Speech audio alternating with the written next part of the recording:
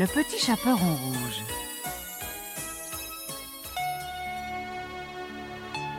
Il était une fois une petite fille qui vivait dans une maison à l'orée de la forêt. Elle était si gentille et si jolie que tout le monde l'aimait. Sa mère et sa grand-mère en étaient folles. Cette dernière lui avait confectionné pour Noël un ravissant chaperon rouge que la fillette portait presque tout le temps. C'est pourquoi, partout, on l'appelait le petit chaperon rouge. Un jour, sa maman lui dit « Ta grand-mère est malade. Apporte-lui donc une galette et un petit pot de beurre. Cela lui fera du bien. » Pendant que la fillette enfilait son chaperon, sa maman lui dit encore « Sois bien sage en chemin et surtout, dépêche-toi de rentrer avant que la nuit ne tombe. » Le petit chaperon rouge partit, un panier dans une main et un bouquet de fleurs des champs dans l'autre. En passant près d'un fourré, la fillette entendit soudain, juste derrière elle, une grosse voix rauque. C'était la voix du grand méchant loup qui avait bien envie de la croquer. « Où vas-tu, petit chaperon rouge ?» lui demanda-t-il. « Je vais chez ma grand-mère, » répondit la fillette, qui ne semblait pas avoir remarqué les longues dents pointues et les grandes oreilles de son interlocuteur. « Habite-t-elle bien loin d'ici ?» demanda le loup en approchant son vilain museau du panier. «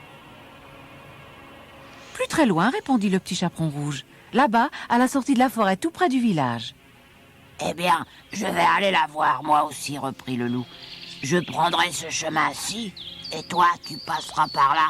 Nous allons voir qui arrivera le premier. » Le loup se mit à courir de toutes ses forces par le chemin le plus court, tandis que le petit chaperon rouge s'en allait par le chemin le plus long, gambadant et courant après les papillons. Le loup ne mit pas longtemps pour arriver à la maison de la grand-mère. Il frappa, toc toc toc, et dit d'une toute petite voix: « C'est moi, grand-mère, votre petit chaperon rouge. Je vous apporte une galette et un petit pot de beurre. »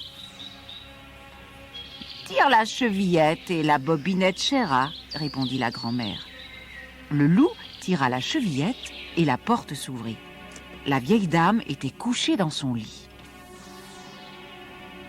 Le loup bondit sur elle et n'en fit qu'une bouchée, car il y avait plus de 3 jours qu'il n'avait rien mangé. Il ferma ensuite les volets, prit une chemise de nuit et un bonnet dans l'armoire, les revêtit à la hâte, mit les lunettes de la vieille dame sur son nez et se coucha dans le lit à la place de l'infortunée grand-mère. Peu après, le petit chaperon rouge frappa à son tour à la porte. Toc, toc, toc. « Qui est là ?» demanda le loup en contrefaisant sa voix. « C'est moi, grand-mère, votre petit chaperon rouge. Je vous apporte une galette et un petit pot de beurre. »« Tire la chevillette et la bobinette chéra, » dit le loup. Le petit chaperon rouge tira la chevillette et la porte s'ouvrit. En voyant entrer la fillette, le loup remonta la couverture bien haut pour se cacher le mieux possible. Mais la fillette avait vu son geste. « Oh, grand-mère, comme vous avez de grands bras !» s'exclama-t-elle. « C'est pour mieux t'embrasser, mon enfant, » dit le loup. Le petit chaperon rouge s'approcha du lit et vit une grande oreille qui dépassait du bonnet de nuit. « Oh, grand-mère, comme vous avez de grandes oreilles !» s'étonna-t-elle. « C'est pour mieux t'entendre, mon enfant, » répondit le loup. Le petit chaperon rouge vit alors briller 2 yeux jaunes derrière les lunettes. « Oh, grand-mère, comme vous avez de grands yeux !» s'effraya-t-elle. « C'est pour mieux te voir, mon enfant, » la rassura le loup. Mais, à la pensée de dévorer la petite fille, il se pourléchait déjà les babines. « Oh, grand-mère, comme vous avez de grandes dents !» s'écria le petit chaperon rouge en tremblant. « C'est pour mieux te manger, mon enfant !» À ces mots, le loup bondit sur la petite fille et l'avala d'un seul coup. Mais un chasseur qui passait par là avait entendu du bruit dans la maison de la grand-mère. S'approcha, il regarda par la fenêtre. Il vit le loup, allongé sur le lit, avec un ventre énorme, et l'entendit qui ronflait. Devinant ce qui s'était passé, l'homme entra prudemment, prit une paire de ciseaux et ouvrit le ventre du loup. Il en sortit le petit chaperon rouge et sa grand-mère, saine et sauve, ravie d'avoir été délivrée. Le chasseur, la petite fille et la vieille dame allèrent alors chercher des cailloux dans le jardin. Ils les placèrent dans le ventre du loup avant de le recoudre avec du fil et une grande aiguille. Quand le loup se réveilla, il était de fort méchante humeur. « J'ai fait d'horribles cauchemars, grommela-t-il. J'ai beaucoup trop mangé et maintenant je meurs de soif. » Ce disant, il se leva et s'éloigna d'un pas lourd vers le bord de la rivière. Arrivé sur la berge, il se pencha pour boire. Mais, alourdi par tous les cailloux qu'il avait dans le ventre, il tomba la tête la première dans l'eau et coula à pic. Jamais on ne revit le grand méchant loup. La grand-mère du petit chaperon rouge mangea la galette tout entière, en y mettant tout le beurre du petit pot, et elle se sentit aussitôt beaucoup mieux. Quant à la petite fille, elle ne parla plus jamais aux inconnus qu'elle croisait sur son chemin, surtout lorsqu'ils avaient de grandes oreilles et de longues dents pointues. Le chien et l'os. Un chien entra un jour dans une boucherie où il déroba un bel os gras et bien juteux. Mais au moment où il repassait la porte, le boucher l'aperçut et s'écria « Voleur, si jamais je t'attrape !» Le chien n'attendit pas la suite. Il prit ses pattes à son cou et s'élança dans la campagne. Il courut si vite et si loin qu'il se sentit bientôt très fatigué. « Je n'en puis plus !» souffla-t-il en approchant d'un petit pont qui enjambait une rivière. « Cette eau me paraît bien rafraîchissante. Exactement ce qui convient à un chien assoiffé. » Mais comme il se penchait pour boire, ses yeux s'arrondirent d'étonnement. « Je vois un drôle de chien en face de moi, » remarqua-t-il. « Il a un os encore plus gros que le mien. Ce n'est pas juste.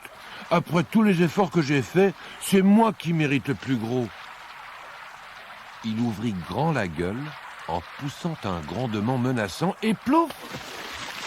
L'os tomba droit au fond de la rivière. Quand la surface de l'eau redevint calme, le chien remarqua que le double qui lui faisait face avait lui aussi perdu son os. « Malheur !» gémit-il en comprenant soudain ce qui s'était passé. « Ce n'était que mon reflet dans l'eau. Comment ai-je pu être si sot et si gourmand? Me voilà bien puni puisque maintenant je n'ai plus d'os du tout. » Et il n'oublia jamais la leçon.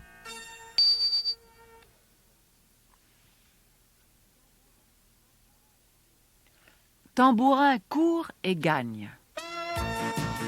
Pablo, le petit gitan, se rendait tous les dimanches au manège de la Pommeraye pour monter son ami, le poney Tambourin, et lui seul avait le droit de lui passer la bride gitane que sa grand-mère lui avait donnée. Mais ce jour-là, Pablo semblait bien malheureux. Dès qu'il aperçut son père, il courut derrière lui et l'agrippa par sa veste. « Nous ne pouvons pas partir d'ici, cria-t-il. Je ne pourrai plus travailler au manège et je ne verrai jamais plus Tambourin. » Son père se retourna. « Nous sommes des gitans, Pablo. Tu sais bien que nous ne restons jamais longtemps au même endroit. Le nouveau maire du village a décidé de nous chasser d'ici. Tu ferais mieux de ne plus penser à ce poney. » Lorsque Pablo se rendit au manège le samedi suivant, à l'heure où les cavaliers sortaient pour la promenade, une belle voiture rouge fit irruption dans la cour. Un gros homme grisonnant, élégamment vêtu, en sortit, accompagné d'une petite fille. Celle-ci portait une superbe tenue d'équitation, culotte blanche, veste sombre et bombe toute neuve. « Celui-ci a l'air magnifique, » dit l'homme en montrant Tambourin, que Pablo montait comme d'habitude. « Ça ne te ferait rien, mon gars, que Martine monte ton poney? » Bon, très bien. L'inconnu se tourna vers Marie d'Este, la propriétaire du manège, et lui tendit une liasse de billets. Je suis le nouveau maire du village, dit-il en guise de présentation. Ma fille Martine viendra tous les samedis. Veillez à ce qu'elle monte ce poney chaque semaine. Entendu? Puis, il s'en alla. Désolé, Pablo, dit Marie d'Este. Tu ne monteras plus Tambourin le samedi. Le maire est un personnage important. C'est lui qui remettra la coupe demain au gagnant de la course annuelle. Pablo descendit de cheval et alla chercher un jeune poulain noir, laissant Tambourin à Martine. Pendant toute la promenade, celle-ci n'ouvrit pas la bouche.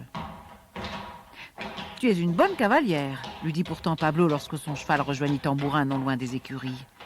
« Papa m'a payé beaucoup de leçons », répondit Martine sans regarder Pablo ni lui sourire. « Tiens, le voilà !» L'énorme automobile débouchait bruyamment près du manège. En apercevant sa fille parmi les cavaliers, le maire donna 2 ou 3 coups de klaxon. Aussitôt, les chevaux prirent peur. Tambourin se cabra, les narines frémissantes, et Martine effectua un vol plané par-dessus la tête du poney.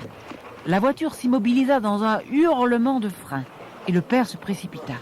« Ce cheval est bien mal dressé, cria-t-il. C'est un assassin, il aurait pu tuer ma fille. Je le ferai abattre demain. » « Mais tout va bien, papa !» s'écria Martine en se relevant. « Je t'assure, je n'ai rien du tout. » Mais le maire était bien décidé.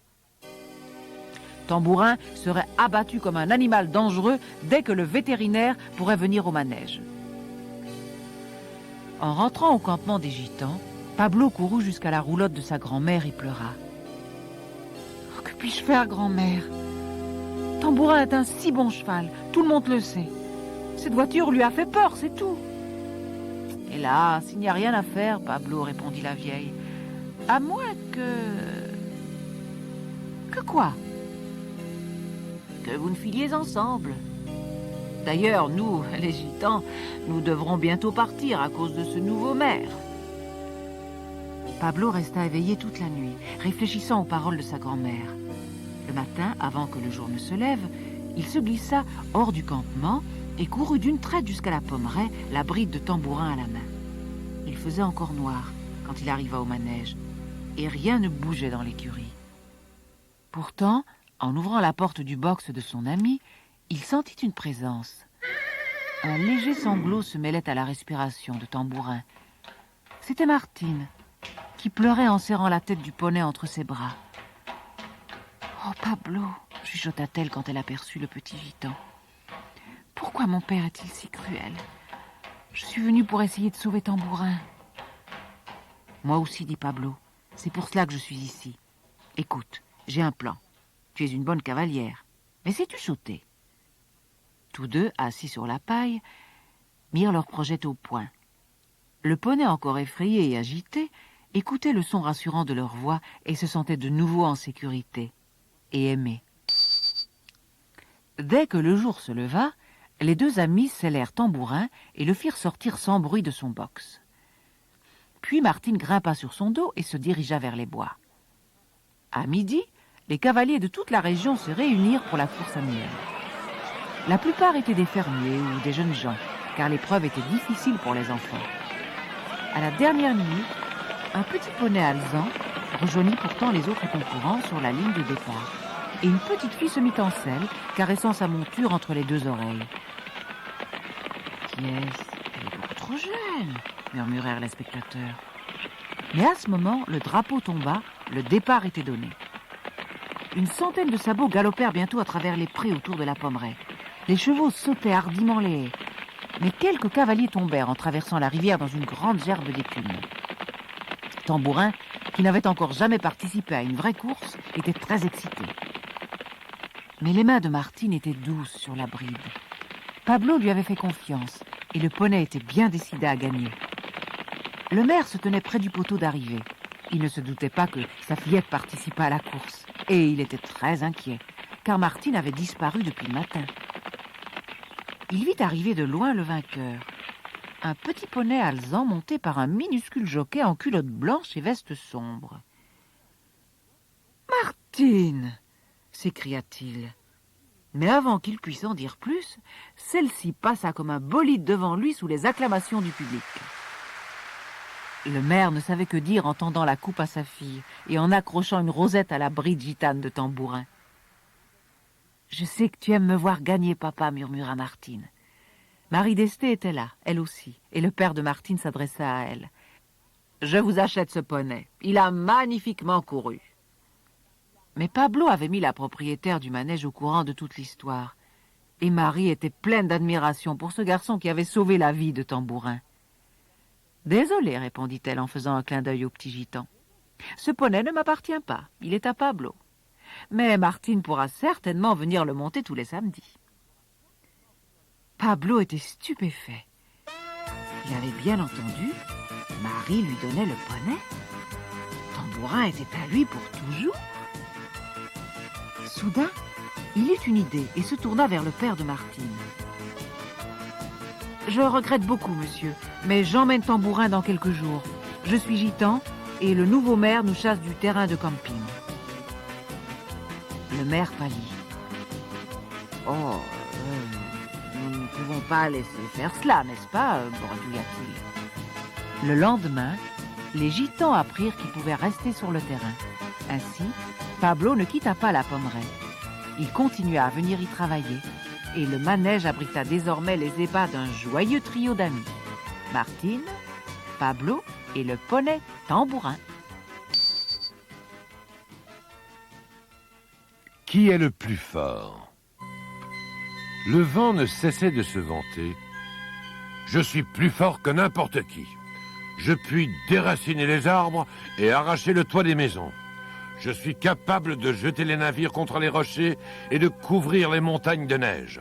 Je suis plus fort que tout. Le soleil, qui passait par là, souriait d'un air moqueur.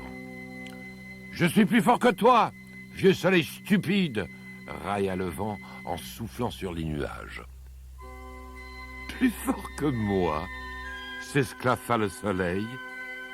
Oh non, je regrette. Mais vous vous trompez, monsieur le vent.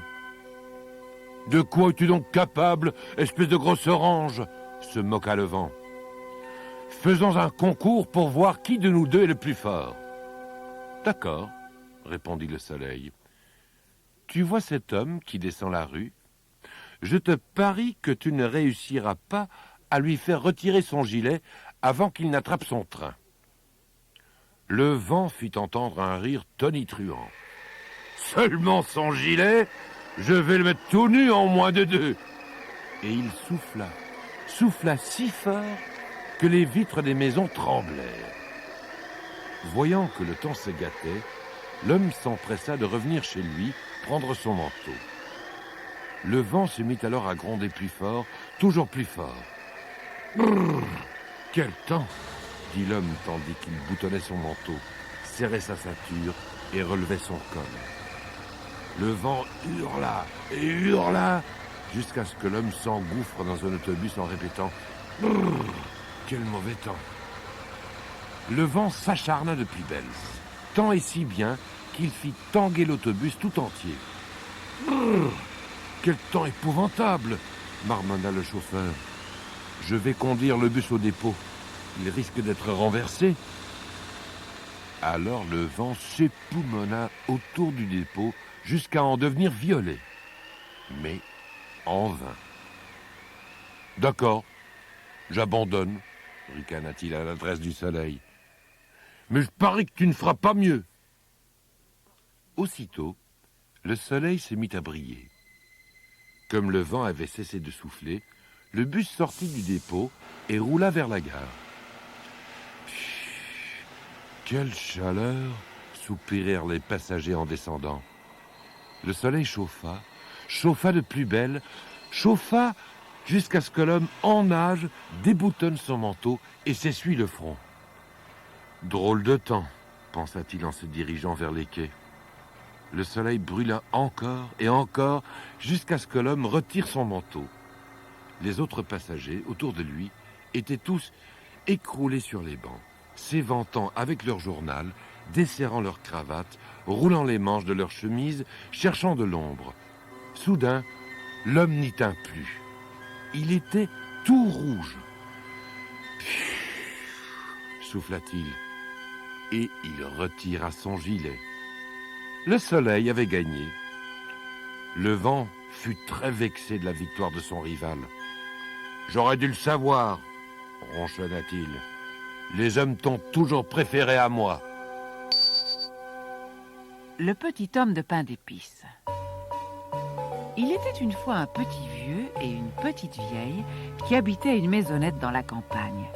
Ils n'avaient pas d'enfants et en étaient fort tristes.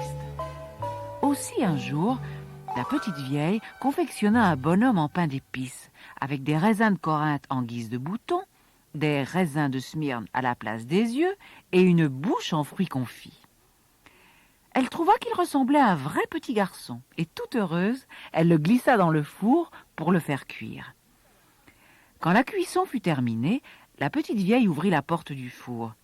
Mais hop, le petit bonhomme de pain d'épices sauta à terre et s'enfuit à toutes jambes. Le petit vieux et la petite vieille se lancèrent à sa poursuite. Mais le petit homme de pain d'épices éclata de rire et leur cria sans se retourner « Même si très vite courait, jamais ne m'attraperait !» Et le petit vieux et la petite vieille ne réussirent pas à le rejoindre. Le petit homme de pain d'épices continua à courir. Il rencontra une vache qui paissait dans un pré. « Arrête-toi, meugla la vache, je voudrais bien te manger. » Mais le petit homme de pain d'épices lui lança en riant et toujours sans s'arrêter. « J'ai échappé à un petit vieux, j'ai échappé à une petite vieille. Même si très vite courait, jamais ne m'attraperait. » Et la vache, elle non plus, ne put le rejoindre. Un peu plus loin, le petit homme de pain d'épices rencontra un cheval qui gambadait dans une prairie. « Arrête-toi un instant, hennit le cheval, je voudrais bien te manger. » Mais le petit homme de pain d'épices se contenta de rire et lui dit « J'ai échappé à un petit vieux, à une petite vieille, à une vache.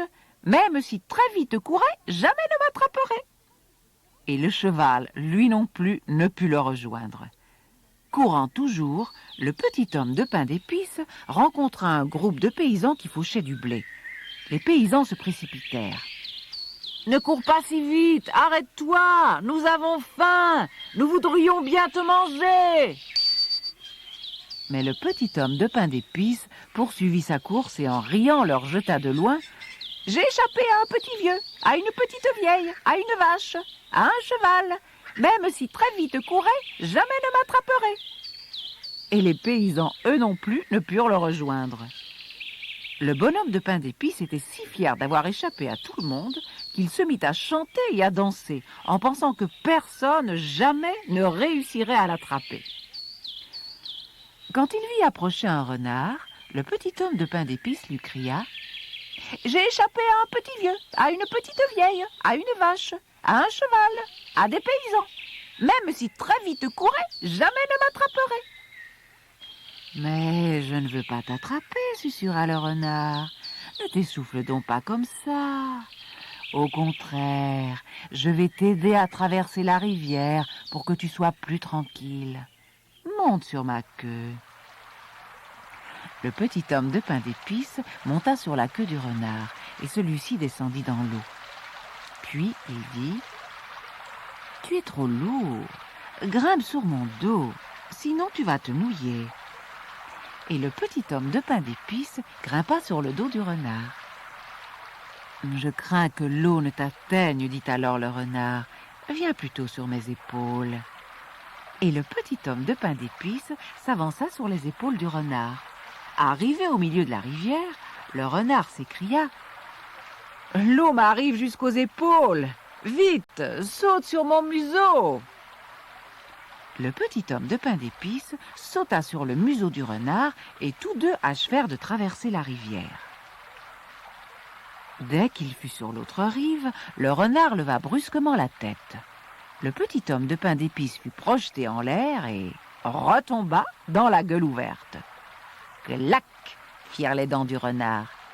Miam, fit la langue rose du renard.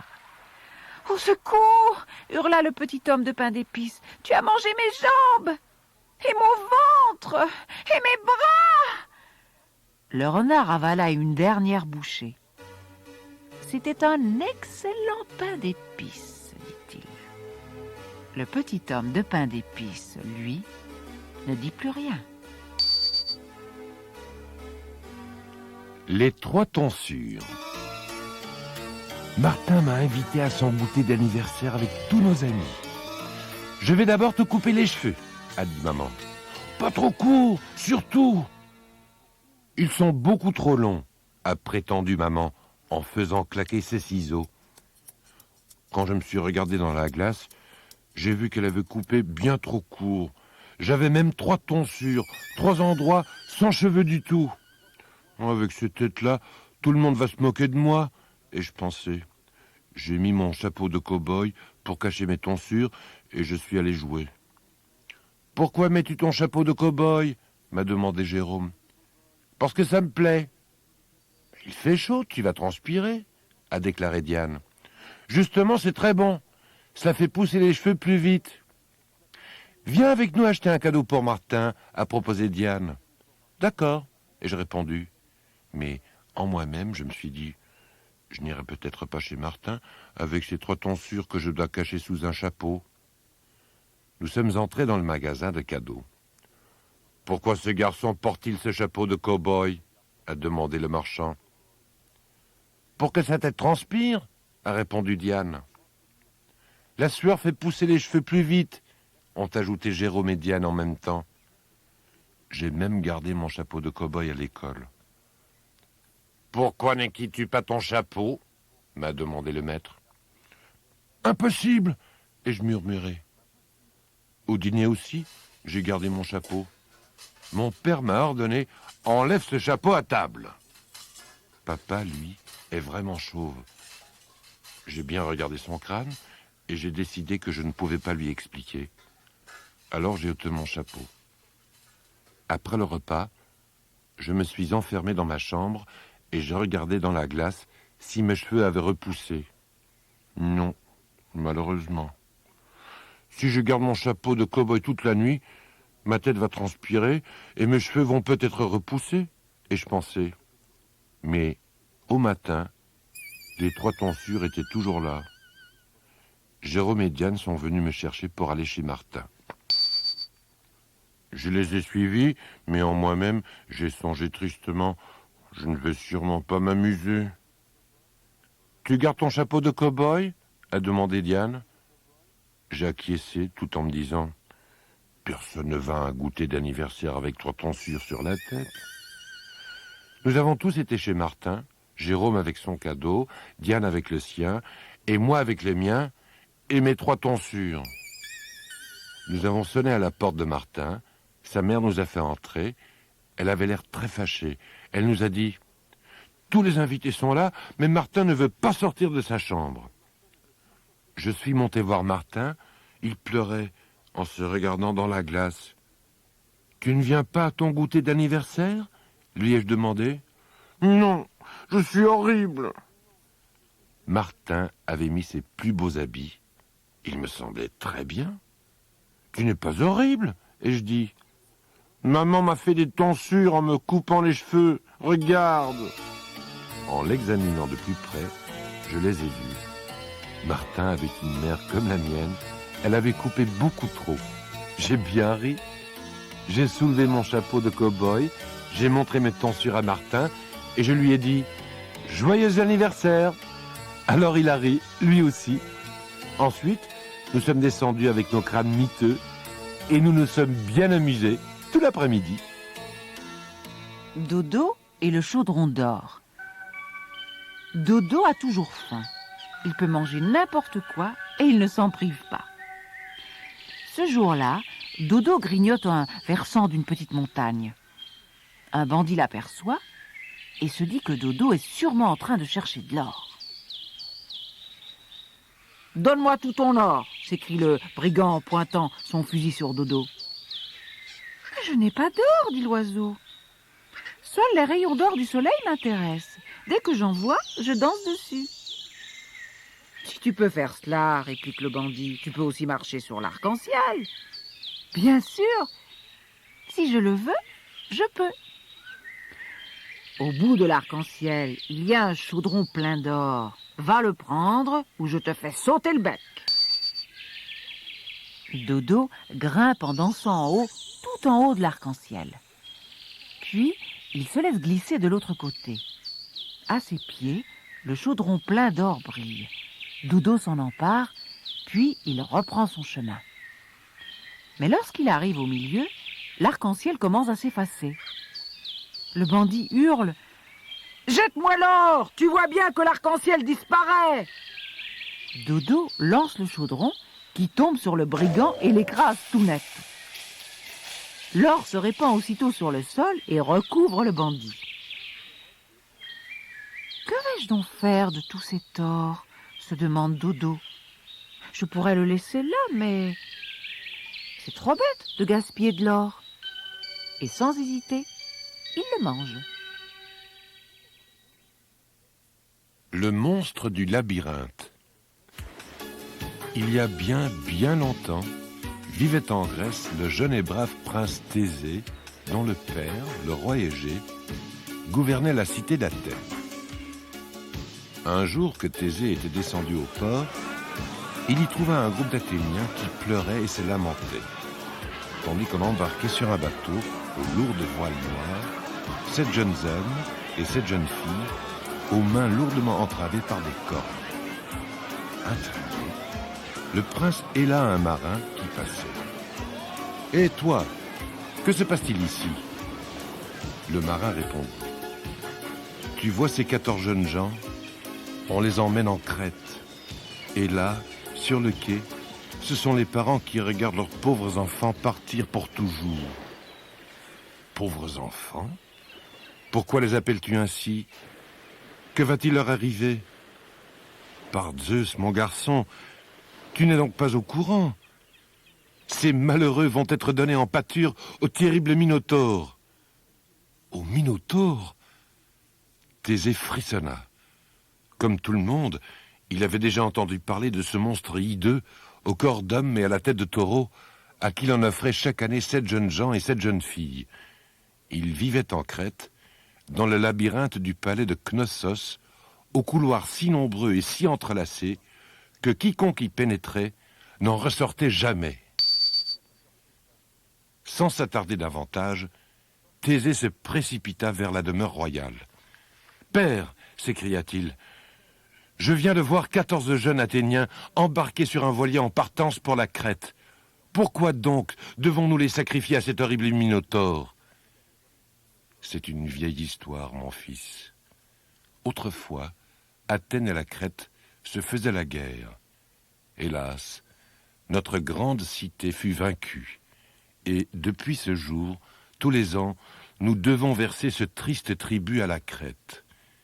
Oui, mon fils. Si nous n'envoyons pas ces 7 jeunes hommes et ces 7 jeunes filles pour nourrir le Minotaure, Minos, le roi de Crète, nous fera à nouveau la guerre. Et ce ne sont pas quelques-uns des nôtres, mais des milliers qui perdront la vie. Et si on tuait ce monstre, sache que nul n'est jamais ressorti vivant de ce labyrinthe. Ceux qui y pénètrent s'égarent dans le dédale de ces couloirs ou sont dévorés par le monstre. Alors Thésée s'en retourna au port. Le bateau n'était pas encore parti. « Peuple d'Athènes !» cria-t-il. « Sèche tes larmes, je vais tuer le Minotaure !» Et Thésée monta à bord du voilier. Après plusieurs jours de mer, ils atteignirent l'île de Crète. On emmena aussitôt les prisonniers vers le grandiose palais de marbre du roi Minos. L'intérieur en était décoré de somptueuses tentures d'or et de meubles précieux. Des fresques ornaient les murs. On y voyait s'affronter des taureaux et danser des dauphins entre des vagues argentées. Dans la grande salle se dressait un magnifique trône d'or massif sur lequel le roi Minos était assis. Il avait une longue barbe blanche et portait des vêtements et des bijoux splendides. Comme les gardes lui présentaient les captifs, il s'étonna. « Par tous les dieux, j'en attendais seulement 14 ! Pourquoi donc le roi Égée m'en envoie-t-il 15 ?» Thésée alors s'avança. « Le roi, mon père, ne m'a pas envoyé. Je suis le prince Thésée, et je suis venu de mon plein gré pour tuer le Minotaure et libérer mon peuple de cette terrible dette. » »« Quelle belle parole !» ricana Minos avec un sourire diabolique. « Puisque tu es si impatient de rencontrer notre monstre, demain tu seras le premier à descendre dans le labyrinthe. » Cependant, dans un coin de la salle, se tenait Ariane, la fille de Minos. Quand elle vit le prince Thésée, elle l'aima aussitôt et se dit « Mon père est bien cruel. Je dois aider ce valeureux jeune homme. » Cette nuit-là, elle se glissa dans la chambre du prisonnier. « Prince Thésée, murmura-t-elle, si tu veux bien m'écouter, je puis t'aider à vaincre le Minotaure et à retrouver la sortie du labyrinthe. »« Princesse, répondit Thésée, j'accepte volontiers ton offre et je t'en remercie. Je t'écoute. Prends cette épée et cette pelote de fil de soie. Cache-les sous ta tunique. Lorsque tu auras pénétré dans le labyrinthe, attache l'extrémité du fil à la porte et déroule la pelote au fur et à mesure que tu avanceras. Ainsi, une fois que tu auras vaincu le Minotaure, tu pourras facilement sortir.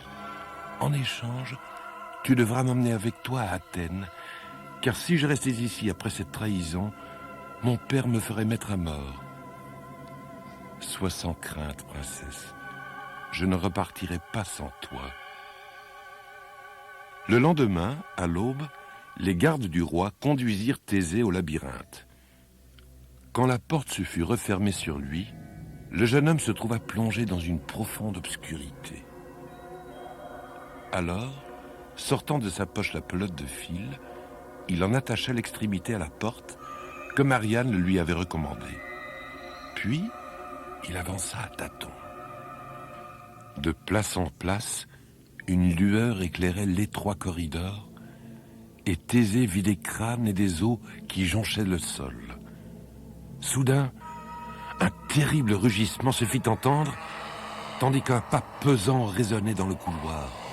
Le Minotaure approchait. Jaillissant de l'ombre, il se jeta sur le prince qui, vif comme l'éclair, réussit à l'esquiver d'un seul bond. Mais le monstre se rua à nouveau sur lui. Alors Thésée brandit son épée et l'enfonça par 3 fois dans l'énorme poitrine. Le Minotaure se tint immobile un instant, puis vacilla avant de s'effondrer avec un dernier grondement. Thésée se releva et suivit le fil de soie jusqu'à l'entrée du labyrinthe, où Ariane l'attendait avec anxiété. En le voyant sain et sauf, la princesse, folle de joie, se jeta à son cou. Puis Ariane se ressaisit et dit « Faisons vite, sinon les gardes de mon père nous retrouveront. » Et tous deux coururent vers le rivage où le navire était ancré. Grâce à l'aide d'Ariane, les 14 jeunes Athéniens avaient également pu fuir et se trouvaient déjà à bord. Alors, tandis que le soleil se levait, le bateau, délivré du malheur, mit le cap vers Athènes, la cité du roi Égée.